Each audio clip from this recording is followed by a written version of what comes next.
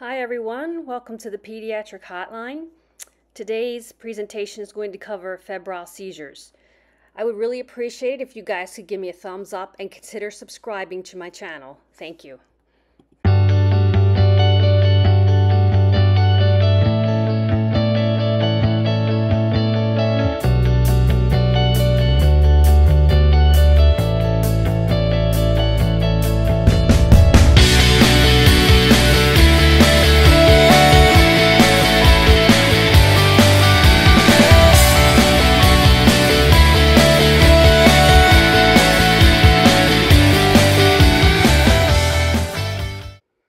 Febrile seizures are seizures that occur when a child has a fever.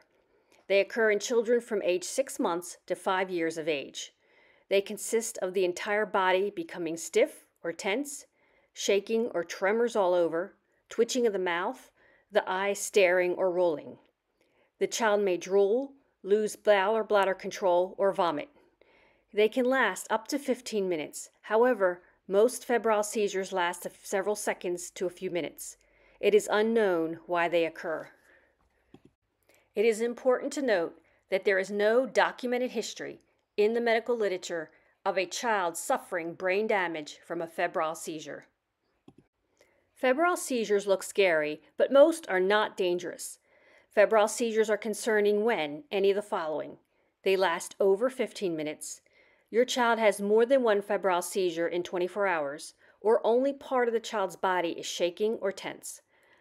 A seizure with one of the above components is known as a complex febrile seizure or an atypical febrile seizure.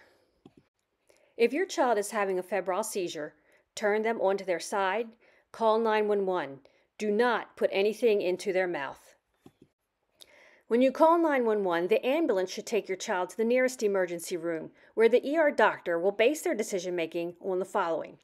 If your child has had a febrile seizure for the first time, if the seizure is a complex or atypical febrile seizure, the vaccination status of your child, if there are any other underlying medical issues with your child, and the signs and symptoms your child is experiencing with the fever. For example, if your child may have signs and symptoms of meningitis, which we can cover in a later presentation. Most healthy children who have had their childhood vaccines and have not experienced a complex or atypical febrile seizure do not need a workup. That is, they do not need blood work or head imaging. The doctor can prescribe a medication that will help if your child would have another febrile seizure, called Diastat. Diastat is given when the seizure lasts greater than 5 minutes.